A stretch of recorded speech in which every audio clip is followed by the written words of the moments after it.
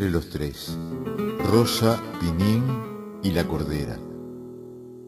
El prado Somonte era un recorte triangular de terciopelo verde tendido como una colgadura cuesta abajo por la loma.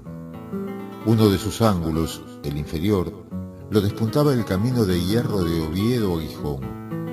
Un palo del telégrafo plantado allí como pendón de conquista, con sus jícaras blancas y sus alambres paralelos a derecha e izquierda, representaba para Rosa y Pinín el ancho mundo desconocido, misterioso, temible, eternamente ignorado. Pinín fue atreviéndose con él.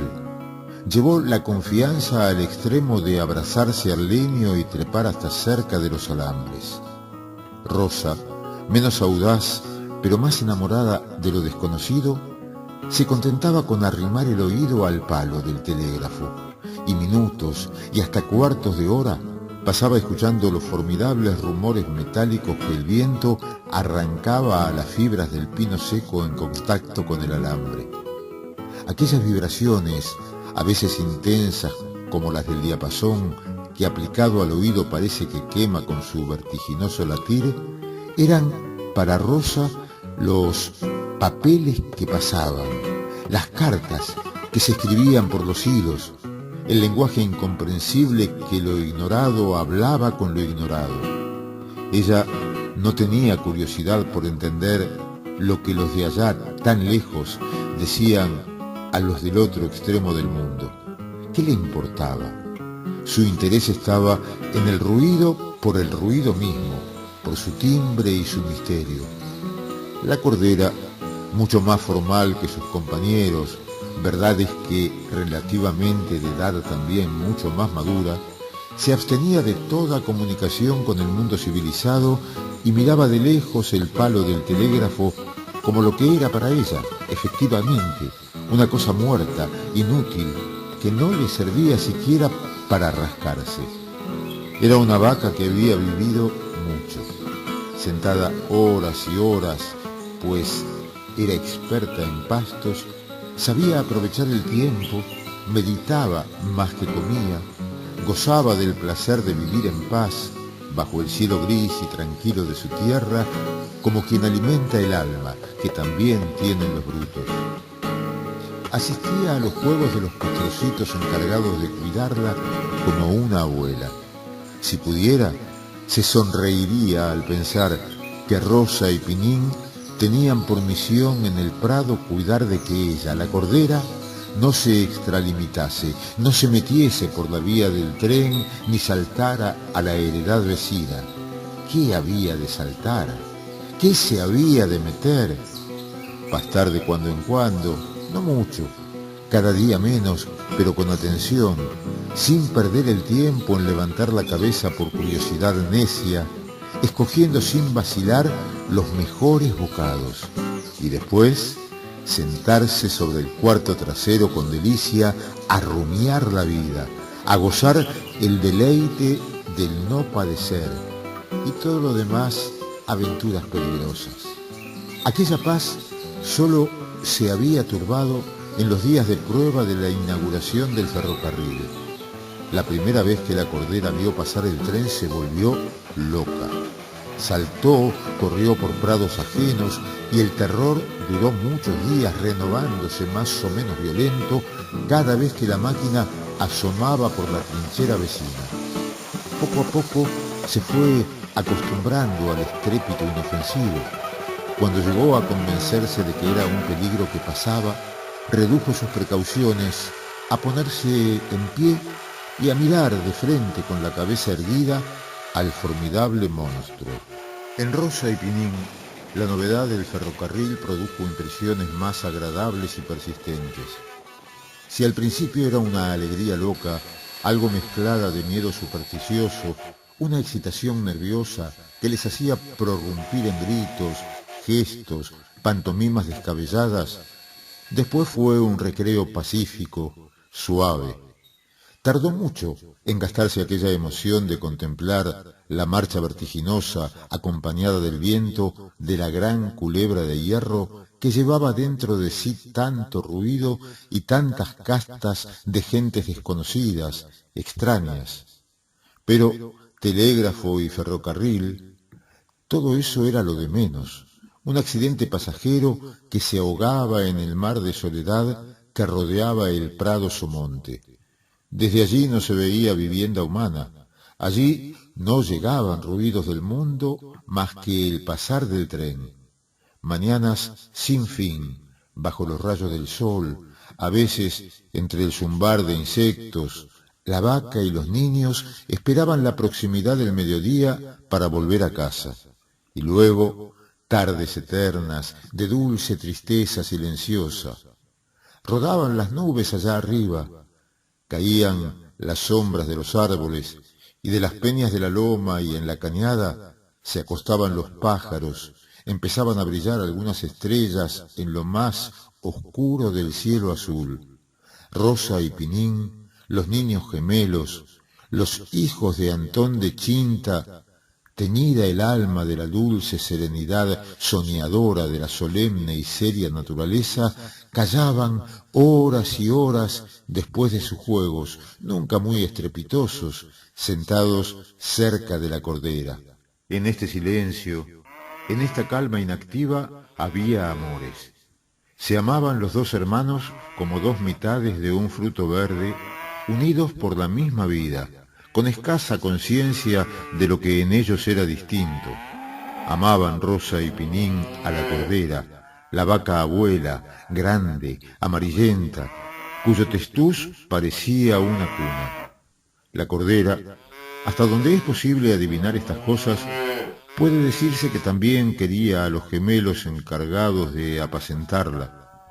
Era poco expresiva, pero la paciencia con que los toleraba cuando en sus juegos ella les servía de almohada, de escondite, de montura, y para otras cosas que ideaba la fantasía de los pastores, demostraba tácitamente el afecto del animal pacífico y pensativo. En tiempos difíciles, Pinín y Rosa habían hecho por la cordera los imposibles de solicitud y cuidado. En los días de hambre en el establo, cuando el heno escaseaba y el narvazo para estar el lecho caliente de la vaca faltaba también, a Rosa y a Pinín debía la cordera 1000 industrias que le hacían más suave la miseria. Antón de Chinta, el padre de Rosa y Pinín, comprendió que había nacido para pobre cuando palpó la imposibilidad de cumplir aquel sueño dorado suyo de tener un corral propio con 2 yuntas por lo menos. Llegó, gracias a 1000 ahorros que eran mares de sudor y purgatorios de privaciones, llegó a la primera vaca, la cordera, y no pasó de ahí. Antes de poder comprar la segunda, se vio obligado, para pagar atrasos al amo, el dueño de la casería que llevaba en renta, a llevar al mercado a aquel pedazo de sus entrañas, la cordera, el amor de sus hijos. Chinta, la madre, había muerto a los 2 años de tener la cordera en casa. El establo y la cama del matrimonio estaban pared por medio, llamando pared a un tejido de ramas de castaño y de cañas de maíz. Ya Chinta, musa de la economía en aquel hogar miserable, había muerto mirando a la vaca por un boquete del destrozado tabique de ramaje, señalándola como salvación de la familia. «Cuidadla, es vuestro sustento», parecían decir los ojos de la pobre moribunda, que murió extenuada de hambre y de trabajo. El amor de los gemelos se había entonces concentrado en la cordera, el regazo que tiene su cariño especial, que el padre no puede reemplazar, estaba al calor de la vaca en el establo y allá en el somonte. Todo esto lo comprendía Antón a su manera, confusamente. De la venta necesaria no había que decir palabra a los niños. Un sábado de julio, al ser de día, de mal humor, Antón echó a andar hacia Gijón llevando a la cordera por delante sin más atavío que el collar de esquila. Rosa y Pinín dormían. Otros días había que despertarlos a azotes. El padre los dejó tranquilos. Al levantarse, se encontraron sin la cordera. Sin duda nuestro padre la llevó para que la sirvieran. No cabía otra conjetura. Pinín y Rosa opinaban que la vaca iba de mala gana. Creían ellos que no deseaba más hijos, pues todos acababa por perderlos pronto sin saber cómo ni cuándo. Al oscurecer, Antón y la cordera entraban cansados y cubiertos de polvo. El padre no dio explicaciones, pero los hijos adivinaron el peligro. No había vendido porque nadie había querido llegar al precio que a él se le había puesto en la cabeza. Era excesivo, un sofisma de cariño. Pedía mucho por la vaca para que nadie se atreviese a llevársela. Los que se habían acercado a intentar fortuna se habían alejado pronto echando pestes de aquel hombre que miraba con ojos de rencor y desafío al que osaba insistir en acercarse al precio fijo en que él se abroquelaba. Hasta el último momento del mercado estuvo Antón de Chinta en el humedal dando plazo a la fatalidad. No se dirá, pensaba, que yo no quiero vender. Son ellos los que no me pagan por la cordera lo que vale. Y por fin, suspirando, si no satisfecho, con cierto consuelo, volvió a emprender el camino de vuelta entre la confusión y el ruido de cerdos y novillos, bueyes y vacas que los aldeanos de muchas parroquias del contorno conducían con mayor o menor trabajo según eran de antiguo las relaciones entre dueños y bestias. Desde aquel día en que adivinaron el peligro, Rosa y Pinín no sosegaron. A media semana se apersonó el mayordomo en el corral de Antón. Era otro aldeano de la misma parroquia, de malas pulgas, cruel con los caseros atrasados. Antón, que no admitía reprimendas, se puso lívido ante las amenazas de desahucio. El amo no esperaba más. Y bueno, vendería la vaca a un precio vil, por una merienda. Había que pagar o quedarse en la calle. El sábado inmediato acompañó al humedal Pinín a su padre. El niño miraba con horror a los contratistas de carne que eran los tiranos del mercado. La cordera fue comprada en su justo precio por un rematante de Castilla. Se la hizo una señal en la piel y volvió a su establo de Puao, ya vendida, ajena, tañendo tristemente la esquila. Detrás caminaban Antón de Chinta, taciturno, y Pinín, con ojos como puños. Rosa, al saber de la venta, se abrazó al testuz de la cordera que inclinaba la cabeza a las caricias como al yugo. Se iba la vieja, pensaba con el alma destrozada Antón, el huraño. Ella será una bestia, pero sus hijos no tenían otra madre ni otra abuela. Aquellos días, en el pasto, en la verdura del somonte, el silencio era fúnebre. La cordera, que ignoraba su suerte, descansaba y pacía como siempre, como descansaría y comería un minuto antes de que el brutal porrazo la derribase muerta. Pero Rosa y Pinín yacían desolados, tendidos sobre la hierba, inútil en adelante. Miraban con rencor los trenes que pasaban, los alambres del telégrafo. Era aquel mundo desconocido, tan lejos de ellos por un lado y por otro, el que se les llevaba su cordera. El viernes, al oscurecer, fue la despedida. Vino un encargado del rematante de Castilla por la res. Pagó, bebieron un trago Antón y el comisionado. Antón había apurado la botella, estaba exaltado. El peso del dinero en el bolsillo le animaba también, quería aturdirse. Hablaba mucho, alababa las excelencias de la vaca. El otro sonreía porque las alabanzas de Antón eran impertinentes, que daba a la res tantos y tantos jarros de leche, que era noble en el yugo, fuerte con la carga. ¿Y qué? si dentro de pocos días había de estar reducida a chuletas y otros bocados suculentos. Antón no quería imaginar esto. Se la figuraba viva, trabajando, sirviendo a otro labrador, olvidada de él y de sus hijos, pero viva, feliz. Rosa y Pinín, unidos por las manos, miraban al enemigo con ojos de espanto. En el supremo instante se arrojaron sobre su amiga. Besos, abrazos, hubo de todo. No podían separarse de ella.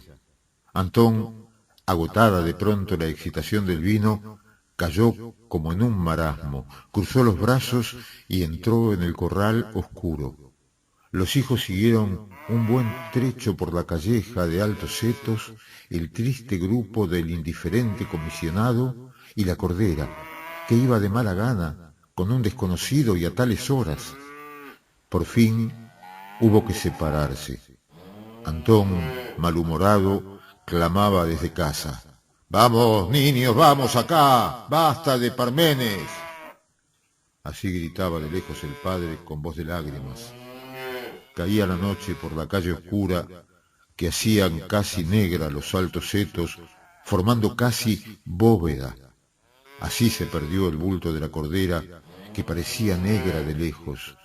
Después no quedó de ella más que el tintán pausado de la esquila, desvanecido con la distancia entre los chirridos melancólicos de cigarras infinitas. «¡Adiós, cordera!», gritaba Rosa, deshecha en llanto. «¡Adiós, cordera de mi alma!». «Adiós, cordera», repetía Pinín, no más sereno. «Adiós», contestó por último, a su modo, la esquila, perdiéndose su lamento triste, resignado, entre los demás sonidos de la noche de julio en la aldea. Al día siguiente, muy temprano, a la hora de siempre, Rosa y Pinín fueron al prado Somonte. Aquella soledad no lo había sido nunca para ellos tan triste. Aquel día, el Somonte, sin la cordera, parecía el desierto. De repente silbó la máquina, apareció el humo, luego el tren.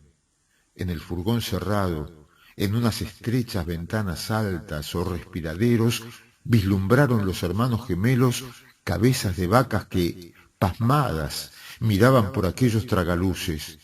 «¡Adiós, cordera!», gritó Rosa, adivinando allí a su amiga, a la vaca abuela. «¡Adiós, cordera!», vociferó Pinín con la misma fe, enseñando los puños al tren que volaba camino de Castilla. Y llorando repetía el rapaz, más enterado que su hermana de las picardías del mundo: «La llevan al matadero, carne de vaca para comer los señores. Adiós, cordera. Adiós, cordera». Y Rosa y Pinín miraban con rencor la vía, el telégrafo, los símbolos de aquel mundo enemigo que les arrebataba, que les devoraba a su compañera de tantas soledades, de tantas ternuras silenciosas para sus apetitos, para convertirla en manjares de ricos glotones. «Adiós, cordera. Adiós, cordera».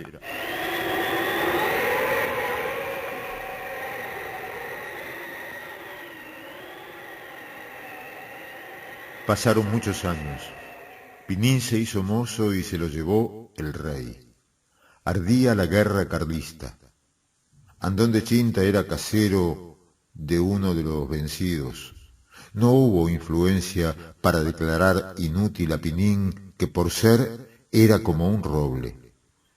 Y una tarde triste de octubre, Rosa, en el prado Somonte, sola, esperaba el paso del tren correo de Gijón que le llevaba a uno de sus únicos amores, su hermano.